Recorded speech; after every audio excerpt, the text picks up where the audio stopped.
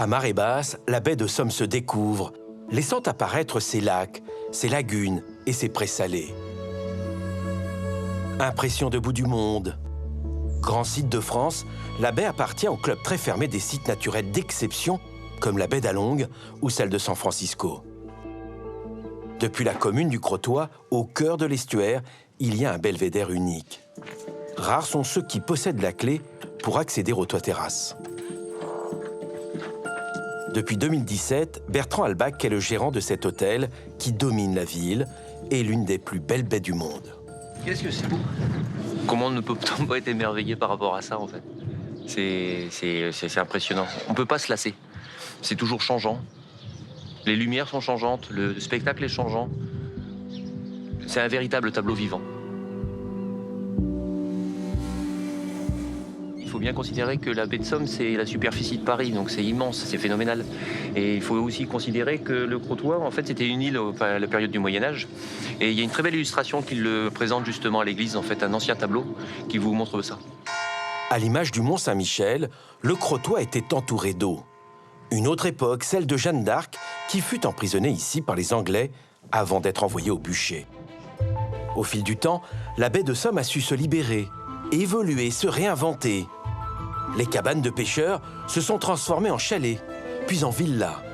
Les dunes de sable ont disparu au profit des cités balnéaires. Mais le climat vient aujourd'hui perturber cet essor.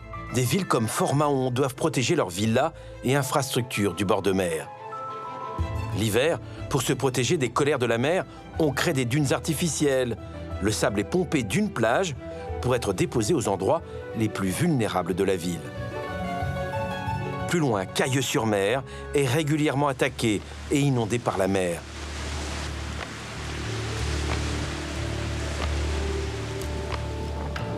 Une mer qui ne fait pas de cadeaux et qui balade les galets au rythme des vagues.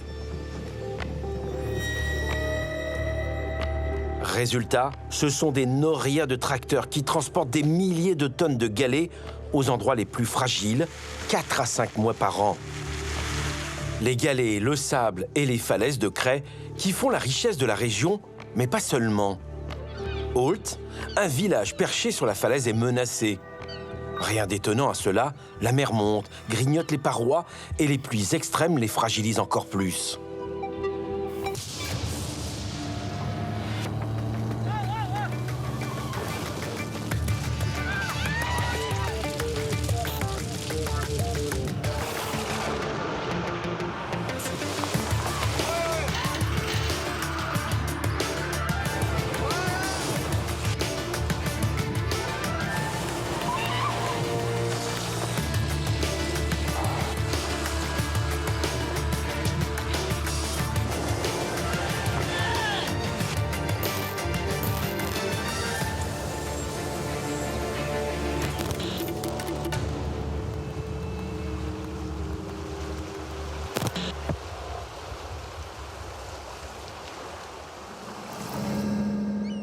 Nous sommes dans le nord de la France, dans le département de la Somme. Près de 600 000 habitants entre Amiens, Abbeville et les villes du bord de mer.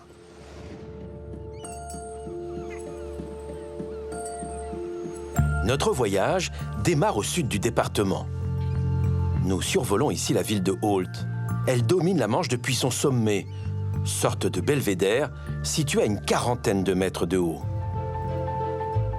Aux portes de la baie de Somme, c'est ici que naissent les falaises de la Côte d'Albâtre, un site où l'on marche sur les pas de personnalités célèbres comme Victor Hugo. Marcel Lemoine est le maire de la commune. Holt, c'est vrai, à la belle époque et bien après, c'était une des stations privilégiées des Parisiens, puisqu'il y avait de la publicité à la gare du Nord. C'était une destination connue et reconnue de toute la région parisienne. Aujourd'hui, la commune fait plus souvent l'actualité pour ses falaises qui s'effritent. Deux phénomènes conjugués, l'infiltration des eaux de pluie et la mer qui grignote le bas de falaise. Là, nous sommes au quartier de Bel-Air. Donc, c'est un quartier qui est particulièrement menacé, puisqu'il n'y a aucune protection en pied de falaise et les eaux pluviales du plateau s'écoulent également au bord de falaises. L'hiver, avec des périodes de gel et de dégel, la muraille de craie est encore plus fragilisée. Aujourd'hui, une vingtaine de villas est construite le long du sentier littoral. Ici, vous pouvez admirer un super panorama avec le Hable d'Olt en toile de fond. Nous sommes au bord de la falaise. Là, vous voyez, c'est un exemple. On voit qu'il y a un morceau de falaise qui s'est écroulé, qui représente quand même 7-8 mètres. Hein. On voit que la balustrade est tombée, donc on a reculé la protection avec le grillage qui se trouve ici. Et demain, vous pourriez reculer encore cette protection? Oui, on est condamné à le faire pour protéger les personnes. C'est combien de mètres par an?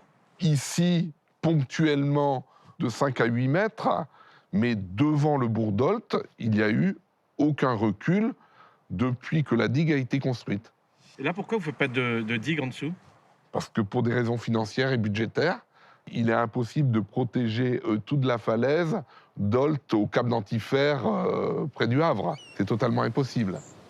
Une centaine de kilomètres pour cette enfilade de falaises qui se perd à l'horizon, de Olt au Cap d'Antifer. À certains endroits, la mer se trouve 80 mètres plus bas. Construire un nouveau mur de l'Atlantique, impossible pour les autorités. Le coût de cette protection face aux éléments serait bien trop élevé pour les contribuables. L'angoisse du maire, c'est que la falaise s'écroule devant nous parce qu'elle n'est pas protégée à cet endroit et qu'à un moment donné, il faut que je sois obligé de prendre un arrêté de péril imminent qui oblige donc du coup les personnes à partir. C'est pas un cauchemar, mais c'est quelque chose, c'est une incertitude qui est au-dessus de ma tête. De toute façon, la nature, qu'est-ce qu'on peut faire contre la nature? Pas grand-chose. Donc du coup, il faut vivre avec. Le maire demande juste une faveur. Il nous emmène ici, au pied de l'esplanade, où il souhaite que l'État finisse ce qu'il a commencé. Donc ici, nous avons la fin de la digue. Cette digue qu'on espère voir terminer un jour, il reste 160 mètres précisément pour arriver jusqu'à l'endroit où nous nous trouvons. Alors au-dessus, ici, vous voyez, on voit des pans de falaise qui tendent à se décoller. Donc il faudrait protéger absolument cette falaise et en même temps, ça protégerait la ville. Les pans de falaise peuvent tomber, c'est pour ça d'ailleurs, promenade sous falaise interdite. C'est évident qu'il ne faut pas que les touristes se baladent au pied de falaise. En juillet 2013, des touristes s'étaient approchés d'une falaise à Saint-Jouin-Bruneval, pas loin d'Étretat. Ils avaient filmé cet éboulement spectaculaire. Ça y est.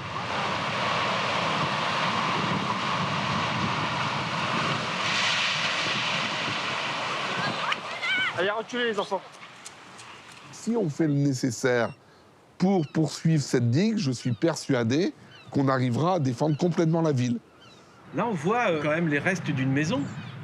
Les restes d'une maison, mais vous voyez, je suis là depuis 16 ans maintenant. Ça n'a pas beaucoup bougé depuis 16 ans. Mais que s'est-il passé avant?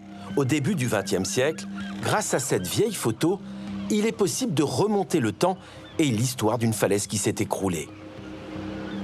2 rues entières sombres dans les eaux de la Manche. Impressionnant là aussi. Des digues et d'autres remparts ont été créés pour protéger les rues juste derrière. En 2012, d'autres chantiers sont décidés. Ils viennent juste de démarrer.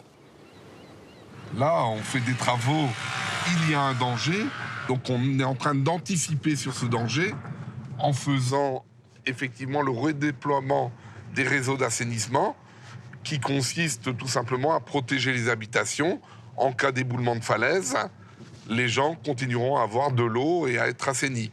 Jusqu'au moment où la maison pourrait sombrer. Oui, jusqu'au moment, mais comme je vous l'ai dit tout à l'heure, je suis plutôt confiant et les échéances déterminées par les services du BRGM, par exemple, me paraissent pas correspondre à la réalité. Le BRGM, c'est le Bureau de recherche géologique. Ici, il est intervenu à plusieurs reprises. Moi, je trouve que le tableau est largement noirci.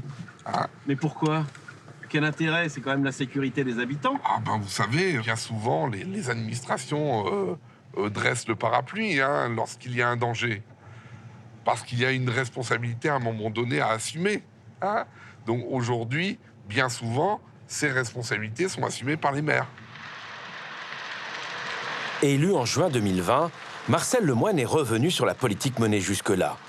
La zone de repli, bâtie pour tous les propriétaires menacés par l'effondrement de la falaise, est aujourd'hui une résidence sociale. Donc ici, nous sommes sur la ZAC du Moulinet, où il était prévu la construction de 200 logements qui correspondaient aux maisons et aux habitants qu'il conviendrait de reloger si leur habitation tombait à la mer. Ce projet initial était très bétonné. Le projet actuel est beaucoup plus doux. Il prévoit une centaine de logements sur le terrain de football qui se trouve devant nous, qui est en continuité déjà d'un lotissement, en gardant le caractère environnemental du site qui est magnifique. Plus serein que ses prédécesseurs, Marcel Lemoine reste toutefois prudent. À ses yeux, le réchauffement planétaire en cours peut encore changer la donne. Et l'ancien casino, transformé en salle des fêtes, pourrait bien être la prochaine victime des éléments. Sylvain Coutan est un peu la mémoire de la commune. Conservateur du petit musée, il dispose ici de la plus belle collection de cartes postales. Parmi celles-ci, il y a celles qui rappellent les grands événements qu'a connus Holt. Là, on est sur la série des tempêtes sur le casino. Ça, c'est le casino Boiret. Et le casino Boiret qui souffre puisqu'il a été détruit par une tempête. Les 3 premiers casinos du bourg d'Holt sont construits sur la plage. Ils sont donc très exposés aux assauts des vagues. Lors de la Seconde Guerre mondiale, les Allemands détruisent également le casino.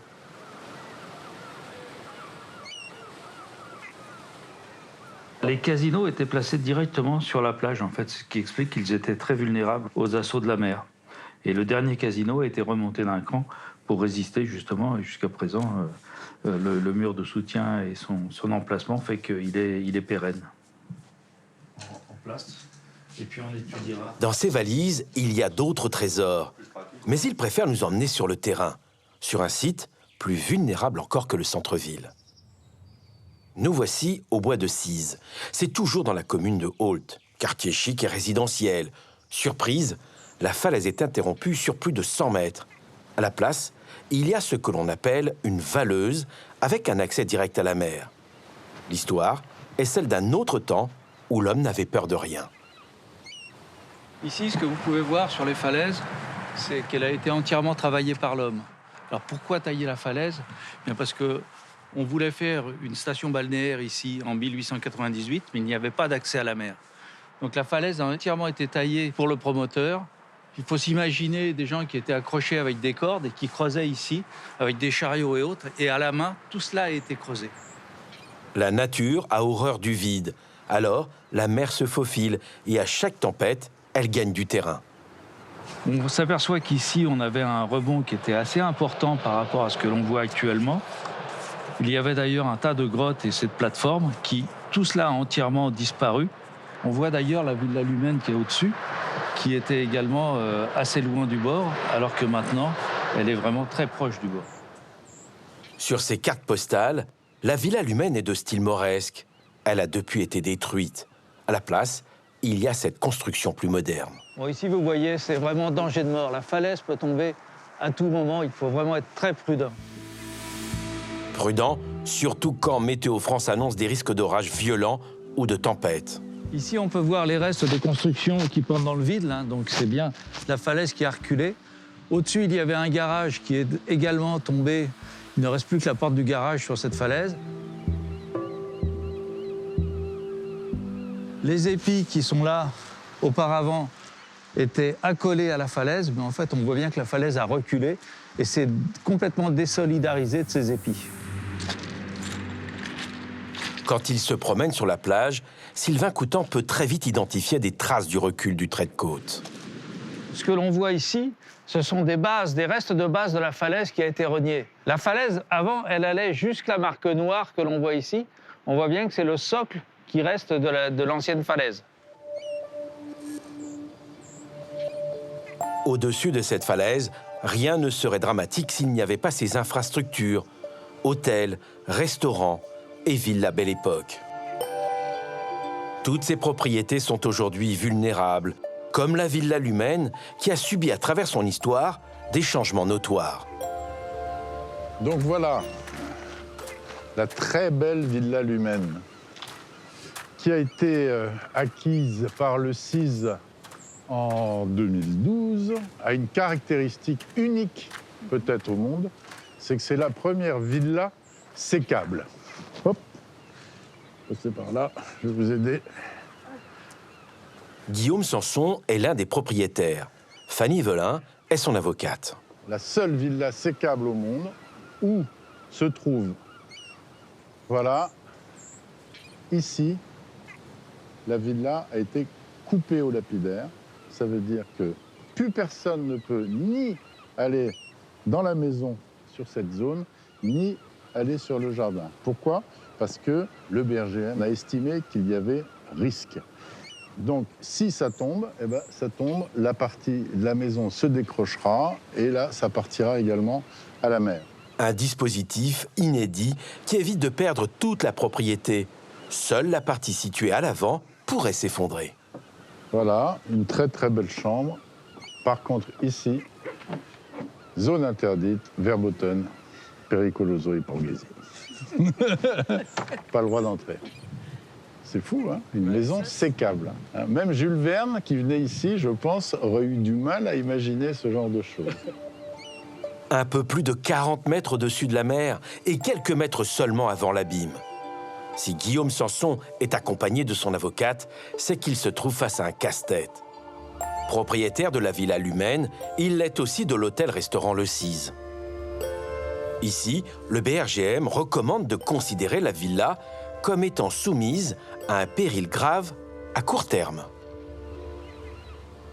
Alors voilà, j'ai ici devant moi, cher maître, l'acte de vente authentique de cette propriété, avec joint un état des risques naturels et technologiques qui me donne en perspective et en prospective aucun risque avant 2100.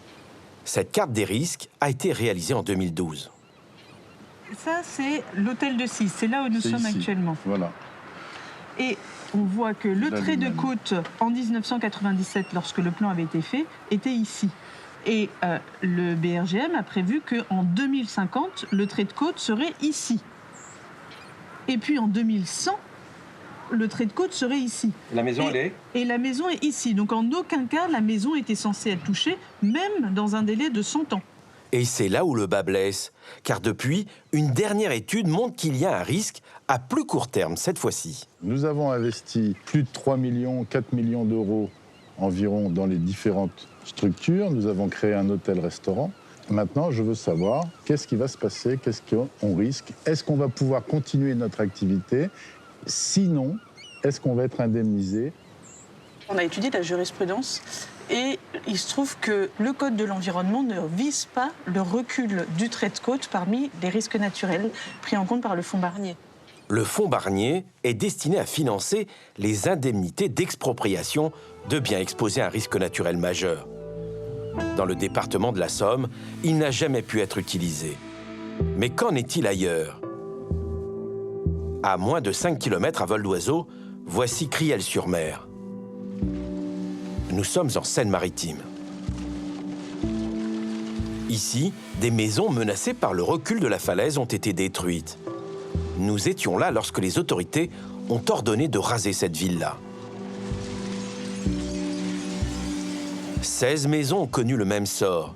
Le fonds Barnier a permis d'indemniser les propriétaires à un prix un peu au-dessus du marché, une valeur définie avant que leur maison ne soit déclarée en péril imminent. À Criel-sur-Mer, il se trouve que le maire a considéré que les fonds Barnier pourraient s'appliquer. Donc on ne sait pas si ça va vraiment être appliqué ou pas, puisque ça va contre la jurisprudence du Conseil d'État.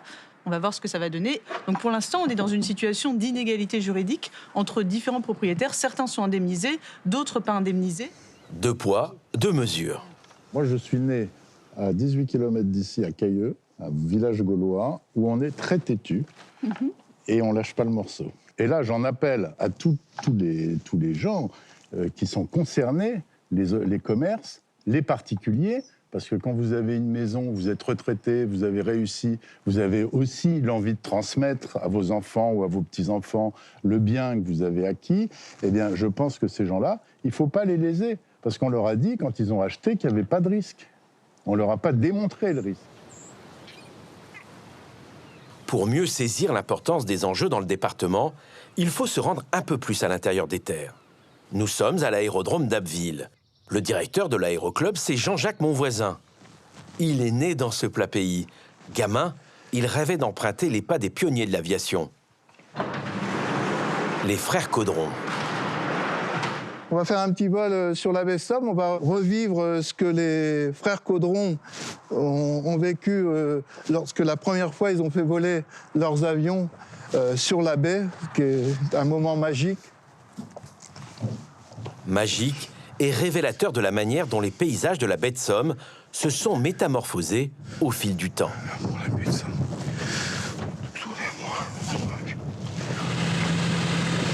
Rappelez-vous le Fox Golf novembre, Juliette.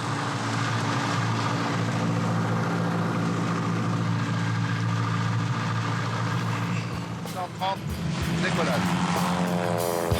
C'est parti pour 1 heure de vol.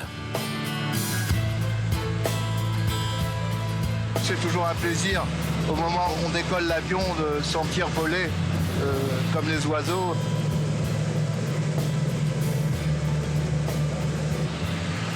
Là, c'est la ville de Grand-Lavier, avec la réserve d'oiseaux. Et il faut savoir que la Somme se jetait ici, à peu près à ce niveau-là, dans la baie, puisque ce qu'on voit devant nous, c'était la baie de Somme qui remontait jusqu'à Abbeville. Donc les bateaux, bien sûr, venaient là. Et un peu plus à droite, c'est Port-le-Grand, donc ça ne s'invente pas. Hein. Tout autour de cette commune, aujourd'hui, il n'y a que des terrains agricoles. Mais la mer pourrait revenir. Avant la fin du siècle, voici ce que l'on pourrait voir avec un survol de la baie. Projection avec une hausse de 1 mètre. Puis 1,50 m. L'eau salée reprend partout ses droits. Mais dans tous les cas, la ville de Port-le-Grand redeviendrait un port. Ce ne sont que des projections, mais elles sont prises au sérieux par les experts du climat.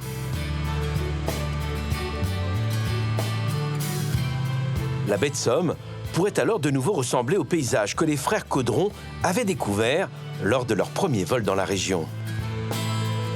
On va faire un petit passage sur la plage du Crotoy pour avoir la même vue qu'avaient les frères Caudron quand ils ont fait leur premier décollage et atterrissage. Les frères Caudron sont les pionniers de l'aviation française. Ils ont ouvert la toute première école de pilotage au monde et c'est au Crotoy qu'ils ont dessiné et construit plus de 3000 appareils. Et les avions là se posaient exactement devant nous. La plage du Crotoy qui était très prisée de gens célèbres comme Jules Verne ou Colette. Alors ça, ce sont des éboulements qui ont eu lieu là dans le dernier coup de vent qu'il y a eu, avec des vents d'ouest, forcément. La falaise a bien été attaquée. Hein. Donc, là, on voit bien la mer qui gagne du terrain. Plus loin, au sud de l'estuaire, on aperçoit Cailleux-sur-Mer, ses bâchamps et son cordon de galets. Vu de haut, on comprend que le rempart, constitué par les stocks de galets, paraît bien fragile. Ce cordon, lors des grandes marées ou des tempêtes, ne fait jamais long feu. Ça m'attriste beaucoup parce qu'il est certain que dans les décennies qui vont venir, le trait de côte va se modifier de façon importante. Nous survolons ici le Hable d'Ault. C'est un polder, une zone qui a été gagnée sur la mer. Au Moyen-Âge, c'était une zone de mouillage pour les navires. Ils y entraient en empruntant un chenal qui communiquait avec la mer. Aujourd'hui, c'est un marais qui est connu pour la richesse de sa faune sauvage et de sa flore. Près de 300 oiseaux migrateurs ont choisi cette ancienne lagune comme refuge. On revient sur la baie de Somme et là, le soleil derrière nous, les couleurs ont déjà changé. Au gré des saisons, à l'aube ou au crépuscule, le soleil donne une autre dimension à ce territoire. Des reflets sur le sable qui cachent une fragilité qu'un pilote comme Jean-Jacques Monvoisin peut déchiffrer.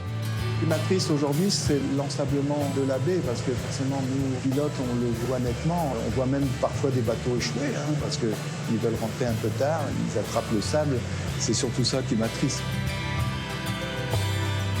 À l'écouter, parfois, on pourrait croire que Jean-Jacques est dépité par les nouveaux paysages de la baie de Somme. Un brin nostalgique peut-être, mais il fait surtout partie de ceux qui aujourd'hui dénoncent l'urbanisation sauvage du front de mer. Là, on est sur Fort-Mahon-Plage et Vieux Fort-Mahon est là-bas. Les derniers coups de vent, la mer est allée taper dans les petites digues qu'il y a là. Et on voit bien d'ailleurs, les bâtiments qui sont là, ils sont quasiment au bord de l'eau, quoi. Donc un jour ou l'autre, il y aura peut-être danger. Là, manifestement, on a construit trop frais.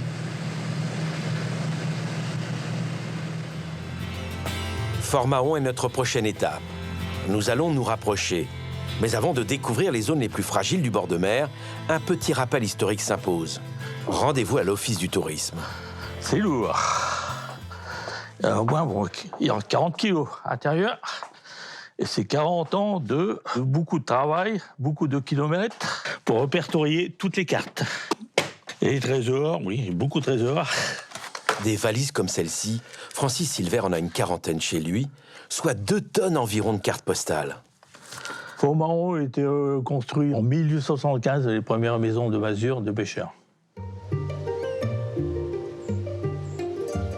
Francis les a toutes répertoriées, classées par genre et par année.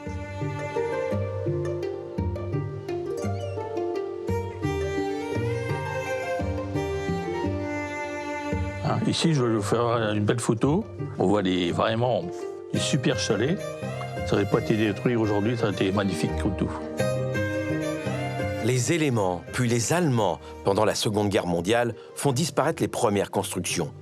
Dans les années 50, le tourisme est en plein essor. La plupart des constructions, en ce temps-là, c'était construit sur la dune.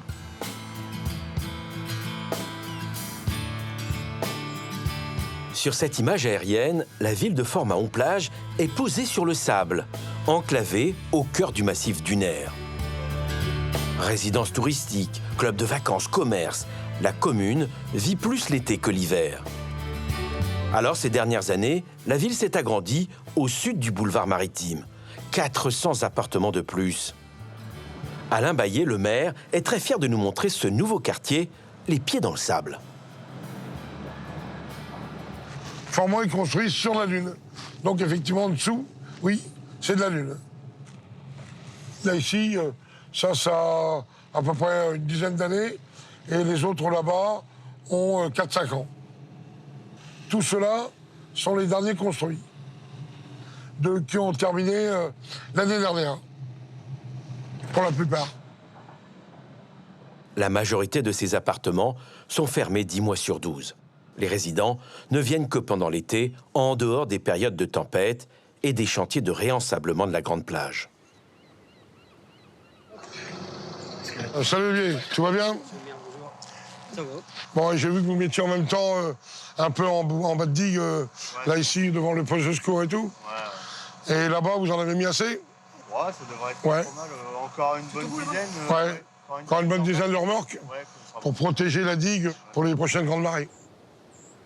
Les villas en première ligne ont été bâties sur un remblai, des terres gagnées sur la mer. Aujourd'hui, avec les prévisions des experts du climat, ces bâtiments et ces maisons sont plus vulnérables aux coups de mer. Une fragilité qui se voit lors des grandes marées ou des tempêtes.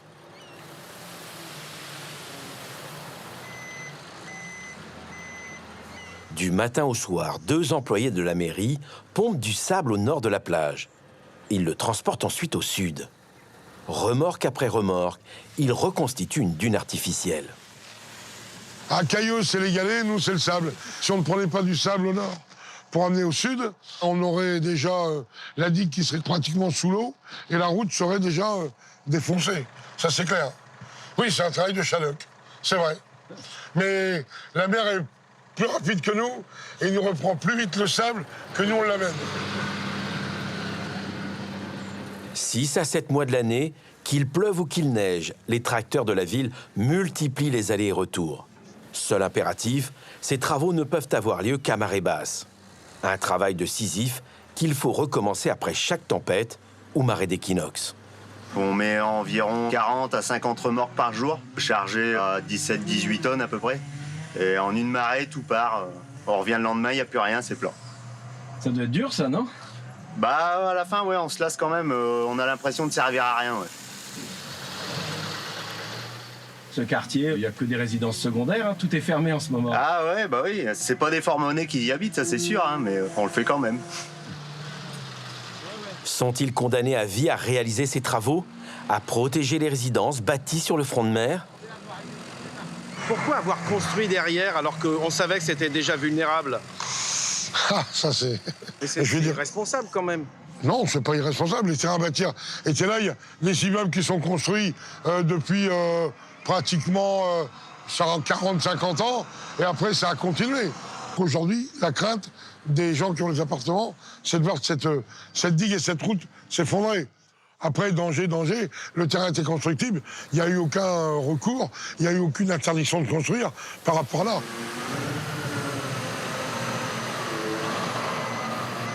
Quand on évoque un chantier permanent qui plombe à vie le budget de la commune, le maire n'élude pas la question. Il hérite de ce casse-tête créé avant qu'il ne prenne les rênes de la ville. C'est vrai que ça coûte de l'argent, ça prend du temps, mais les gens aiment bien avoir un appartement avec vue sur mer aujourd'hui. Puis il se reprend. Ce que je veux dire qu'on ne pourra pas, in vitam aeternam, renforcer par le sable tous les ans, ce qui nous coûte quand même beaucoup d'argent au niveau des engins, au niveau des moyens, au niveau du personnel et du sable qui est très vite retiré. Parce que je veux dire que là, la prochaine grande marée, malheureusement, tout ce sable que l'on a amené sera retiré en même pas de marée, quoi. Donc là, c'est vrai que c'est un travail de titan au quotidien. Voilà. Jusqu'à quand la mairie va-t-elle pouvoir assumer ses travaux? Pour le moment, le marché de l'immobilier, toujours en hausse ici, impose sa loi. Un appartement en bordure de mer va se vendre 3 fois le prix d'un appartement dans le vieux pays. Voilà. Donc aujourd'hui, il y a l'offre et la demande. Mais les pieds dans l'eau, c'est pas terrible, hein. C'est dangereux maintenant. Oui, mais la vue sur mer, c'est super sympathique. Voilà. Sympathique, certes. En saison estivale, Fort-Mahon-Plage voit sa population multipliée par 40, jusqu'à 50 000 personnes certains week-ends. Et ça rapporte. Une équation et des calculs qui prévalent sur tout le littoral picard.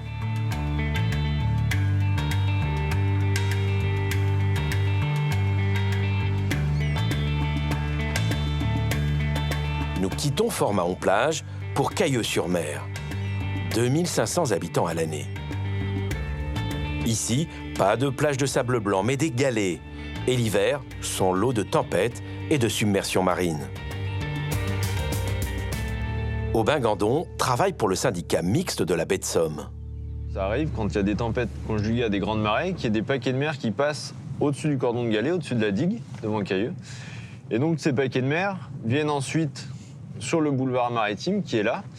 Et comme Cayeux est en pente vers l'intérieur des terres, l'eau ne repart pas directement vers la mer, mais passe dans la ville.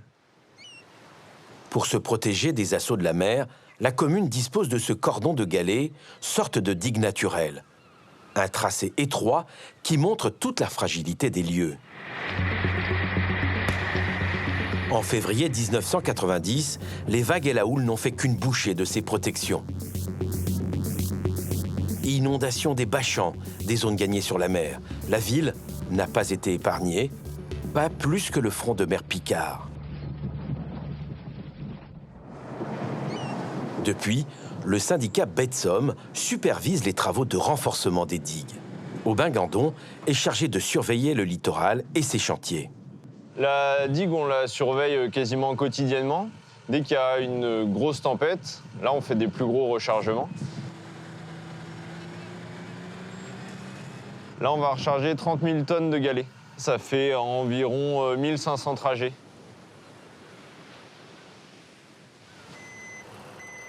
Un balai incessant.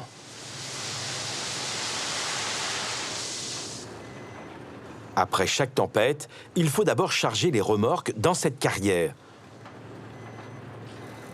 Ensuite, une trentaine de camions va transporter les galets à l'autre bout de Cayeux-sur-Mer. Ce jour-là, nous avons compté dans le centre-ville une vingtaine de remorques, toutes les heures.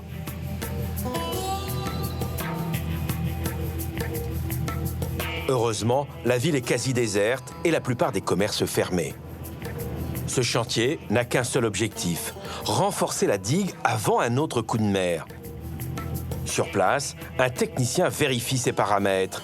Pour être efficace, ce rempart doit s'étaler sur une largeur d'au moins 20 mètres et sur 10 mètres de hauteur. Sans cette digue, l'eau de mer arriverait dans les terres et donc toute cette zone-là serait une partie de l'année sous l'eau.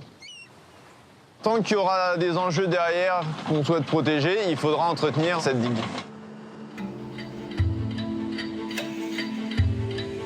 Cette rotation de tracteurs, de benz et de bulldozers a lieu plusieurs fois chaque hiver.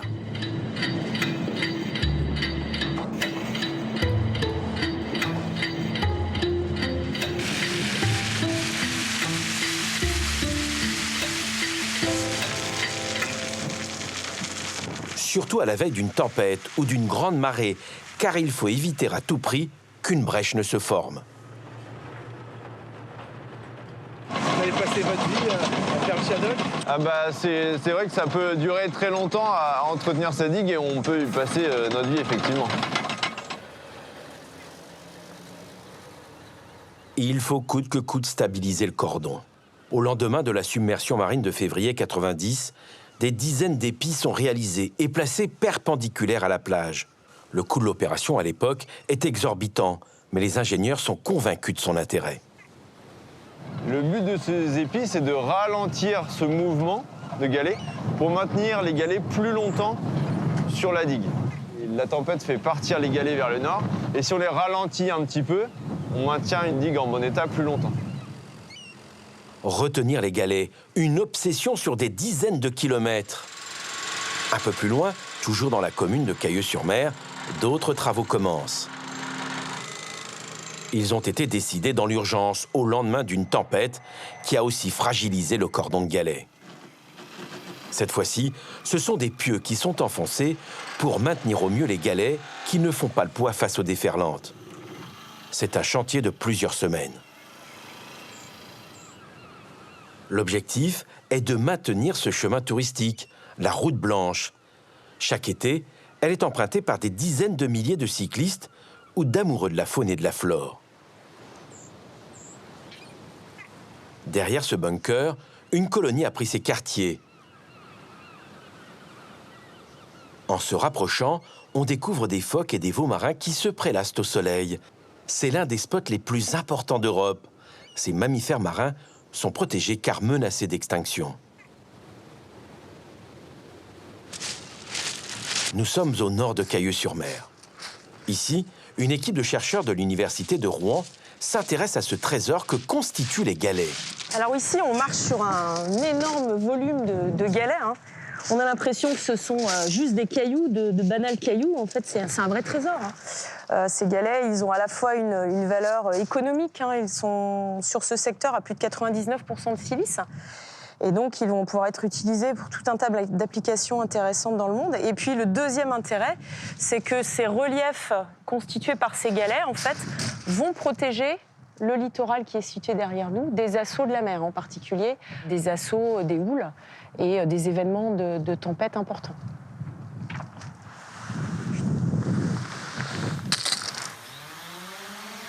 Objet de toutes les attentions, cette flèche de galets, c'est la partie la plus sombre sur la plage. Le drone prend des centaines de photos. Le but, modéliser le mur de galets et suivre son parcours d'année en année. En fait, les galets, ce qu'on a ici, là, sous nos pieds, ils prennent naissance sur les falaises plus à l'ouest. Donc, toutes ces grandes falaises de craie très réputées, tout le monde connaît Étretat. Dans ces falaises de craie, dans cette craie, il y a des galets. En fait, quand les falaises s'effondrent, s'érodent, ces galets, en fait, vont atterrir au pied des falaises et ils vont être repris par les houles. Et sous l'effet de ces houles, en fait, ils vont cheminer petit à petit tout le long du littoral au Normand jusqu'à arriver ici en baie de Somme et à venir constituer, en fait, cette grande flèche de galets. Une grande flèche de galets qui est malmenée. En temps normal, elle avance de 2 mètres, alors qu'un jour de tempête, elle peut bouger de 14 mètres. Nivelle, c'est fait, donc on va se faire un nouveau projet. Alors cet appareil, c'est un scanner laser terrestre, en fait, qui va scanner toute la zone autour de nous sur à peu près, on va dire, une portée de 100 mètres et qui va nous permettre d'avoir une mesure de la topographie en fait très très fine.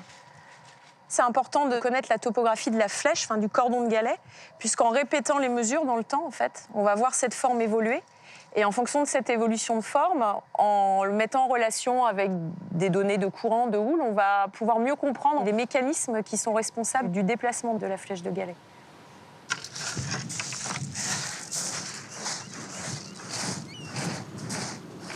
Quand on se place au niveau de la mer, on a le sentiment qu'il s'agit là d'un mur infranchissable.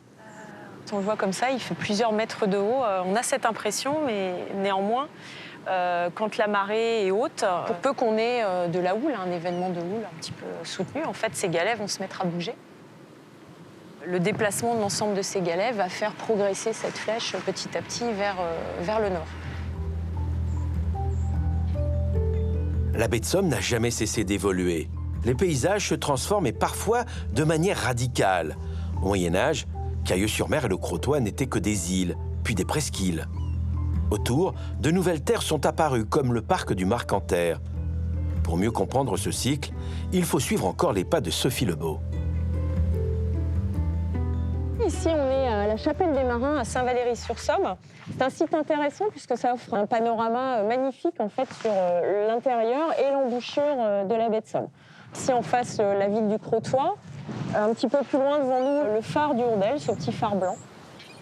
Un repère pour les marins-pêcheurs qui, au fil du temps, désertent la baie de Somme.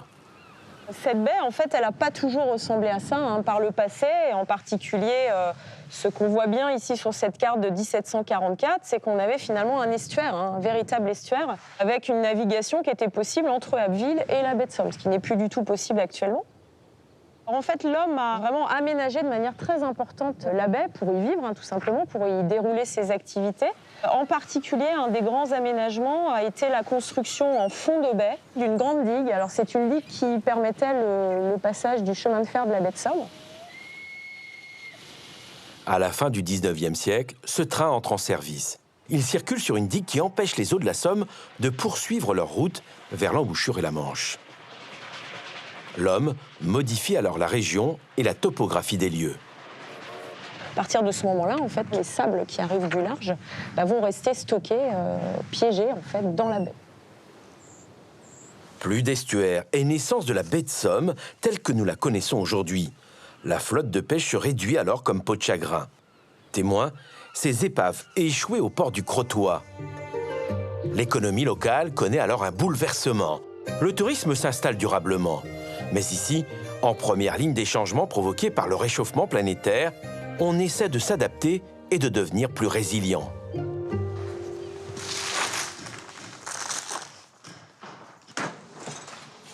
Bertrand Albach est le gérant de cet hôtel qui appartient au patrimoine de la baie. Bonjour Anne. Bonjour Bertrand. Comment vas-tu? Bien, merci. Tout se passe comme tu veux? Oui. Ouais. Là, nous sommes sur de la rénovation de fenêtres pour améliorer notre passoire énergétique. C'est important? Tout à fait, c'est important. Ça nous permet en fait d'avoir un meilleur impact vis-à-vis de notre environnement, ce qui est pour nous fondamental.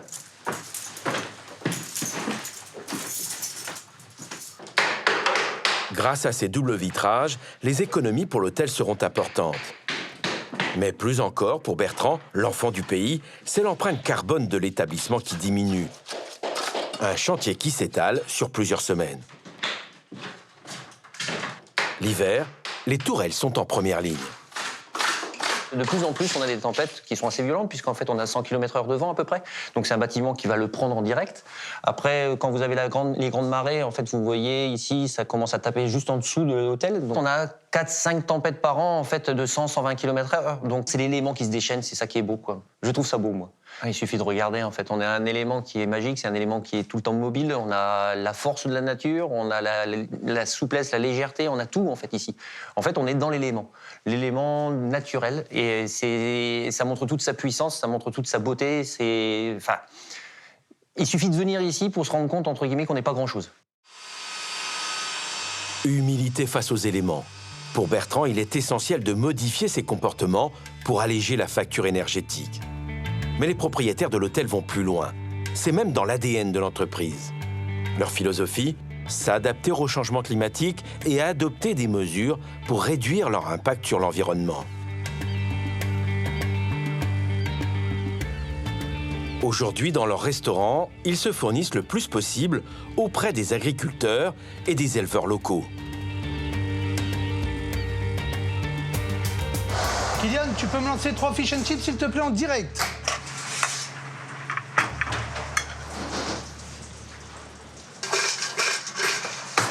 Alors là, on est sur un 2 de cabillaud qui est de Boulogne-sur-Mer, un poisson qui est purement local, hein, ce qui nous représente. En fait, nous, on s'engage à travailler tout ce qui est produits locaux, circuits courts et culture raisonnée.